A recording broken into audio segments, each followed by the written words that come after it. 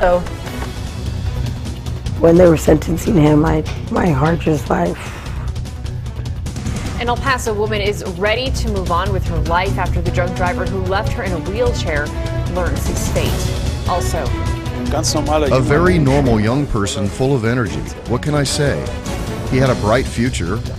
So what caused a German co-pilot to deliberately crash a plane full of passengers? What investigators are learning this morning. And the latest on a deadly bridge collapse on a Texas interstate. That plus your Storm Type weather forecast starts now. Live, where news comes first. From the Mesilla Valley and Las Cruces to El Paso and the borderland. This is ABC7's Good Morning El Paso. Good morning, everyone. We did it. We made it to the end of the work week. This is a live look outside this Friday morning right now, courtesy of our downtown cam, and it's looking nice. It is. Good morning, El Paso, Las Cruces, and Juarez. I'm Stephanie Valle. And I'm Hillary Floren. Good morning. Let's get straight to meteorologist Crystal Clyde, because you've promised us it's going to be a good weekend. Did you promise? You know what? All the models are in agreement. We're all shaking hands on this one. It looks good today into your weekend. Starting off this morning, temperatures right now at 49 in El Paso. Winds are calm outside. Las Cruces sits at 40 right now, and winds just 3 miles per hour. A check on our clouds and radar shows us it's a clear start to the day. It's going to be a clear afternoon, too. Those temperatures are going to start warming up today and soar into those 80s your Saturday, Sunday. But how high into the 80s is the big question. We're going to look at that coming up in your forecast a few minutes from now. All right, thanks so much, Crystal.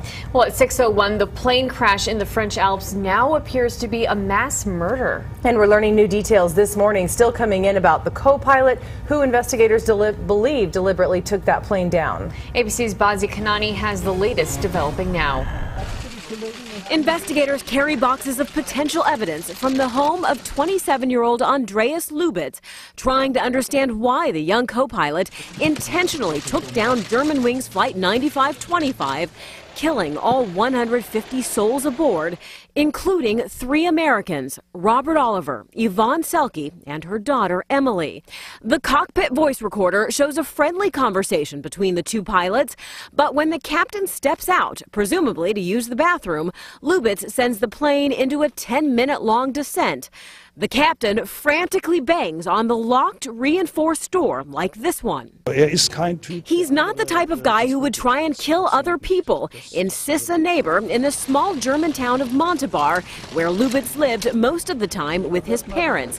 He began his flight training in 2008, part of it in the U.S. at this flight center near Phoenix. This morning, several international airlines are already making changes, matching U.S. policy requiring 2 in the cockpit at all times.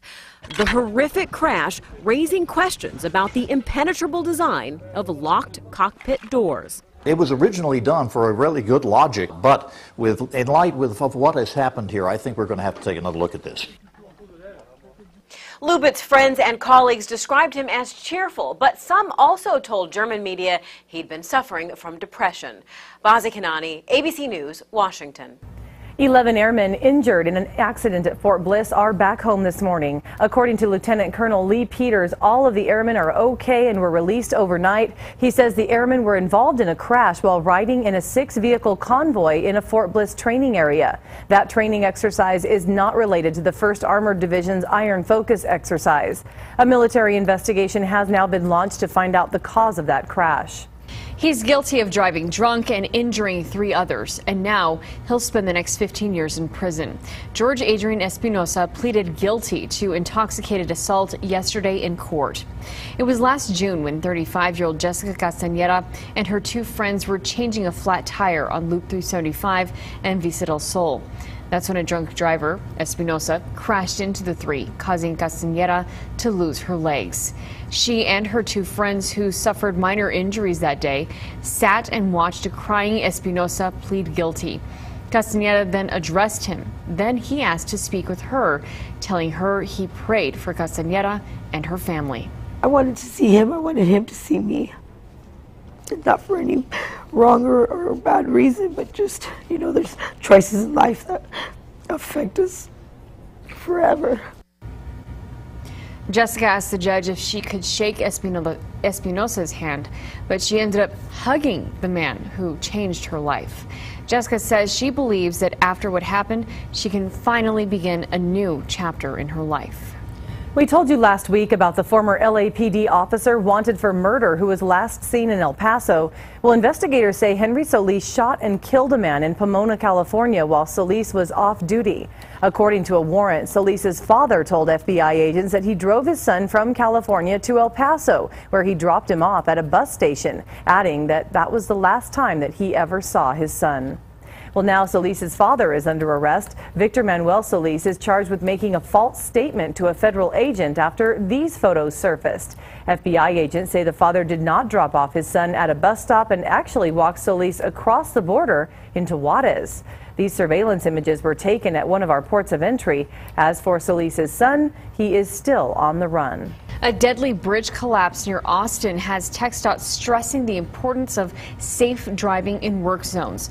One man was killed and 3 others injured after a semi crashed into the support beam on an I-35 bridge. Now, this happened yesterday in Salado, Texas, about 40 miles north of Austin. The beam fell onto a pickup truck traveling in the opposite direction, killing the 32-year-old driver from Arlington. There were 3 signs posted 2 miles before the overpass warning of its height. Authorities are now investigating why the semi-driver seemed to have ignored those signs. As we've been telling you all week, it is National Work Zone Awareness Week. Last year, in work zones throughout Texas, 146 people died in work zone related traffic incidents. Way too many. One is way too many.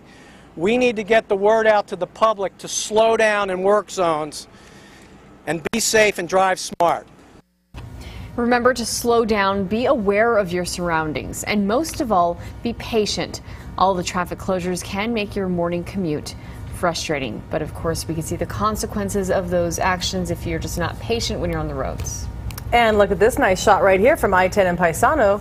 Everyone obeying the speed limit, I'm sure, and driving carefully out there. Looks like a good start to your morning commute on this Friday. Well, fans of the Middle Ages, you're in luck. A Renaissance fair is coming here to the borderland. Good morning, El Paso's Luke Liddon joins us live right now with more. Good morning. Good morning, Hillary and Stephanie. From large feasts to armored combat competitions, this fair will have it all. The Society for Creative Anachronism, or SCA, is holding the Southern Pass Renaissance Fair. It's the SCA's first Renaissance fair in El Paso, and they're hoping for a good turnout. It'll include armored combat competitions, fencing competitions, medieval arts and sciences merchant booths, and much more. And if you want to touch up on your skills, you can. The group even offers fighter practice every Sunday at Album Park from noon to 3. The group is hoping they can expand in the years to come. Once we get an outside venue, then we're hoping for more vendors to come. We're hoping for more food vendors to come. And we're hoping for more of our society brothers and sisters to come down, which will enhance the fair itself. The event will be at the Tobin Park United Methodist Church tomorrow from 10 a.m. to 6 p.m. It costs $6 for non-SCA members and only $1 for SCA group members. There will also be a large fest for just an additional $8. Back to you. All right, the feast, that's the best part. Oh, yeah. Thanks, Luke. An Illinois guardsman is the latest person accused of trying to join ISIS. And he's not the only American in recent months to do so. Also in El Paso was recently named Tree City, but considering we live in the desert, many people are wondering how we're a tree city, but we're going to let you know. And also we're going to let you know how your weekend is shaping up. Meteorologist Crystal Fly has your detailed forecast. And it is a very good forecast, but if you're not ready for the heat, well, you might have to be soon. We'll talk about how high your temps are going coming up. Thanks, Crystal. This is ABC 7, where news comes first.